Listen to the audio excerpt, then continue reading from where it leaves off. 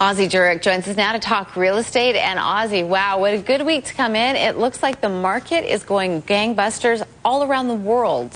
It's kind of, I must admit, surprising to me. Normally when we had the kind of recession and the stock market collapses that we've had, and we've had some spectacular ones, normally it takes us about 2 years or so to turn around. And now we seem to have turned around with a vengeance much faster.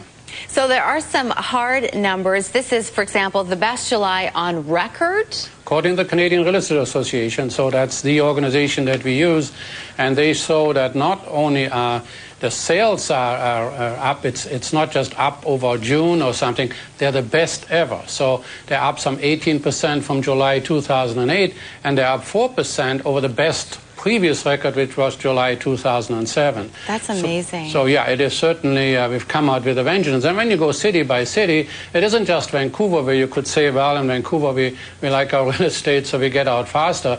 But you go to Toronto is up 28%, and you go to Montreal is up dramatically. Of course, Vancouver is spectacularly higher at 90%, Montreal at 19%, Calgary and Edmonton at 22% and 28% respectively. So each one of the major cities is participating.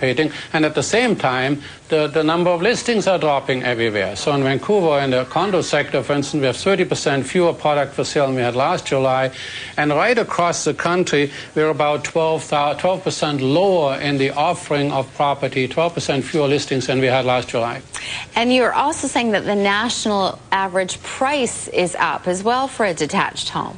Surprisingly, it's up 7.6% to $326,832. Now, that's July over July, right? So it's not necessarily an all-time record, but it shows that the markets have solidified. And if you take Vancouver, for instance, our prices for the average condo are 6% higher than they were this February, for instance. So it's a substantial increase. Now, you're saying it's not just Canada, it's all around the world, with possibly the exception of the U.S. It's like there's a Bush telegraph out where somebody rings a gong. I mean, we have, it's anecdotal, but from Auckland we hear there's multiple offers there. We hear that in London there are really resurgence of market volumes.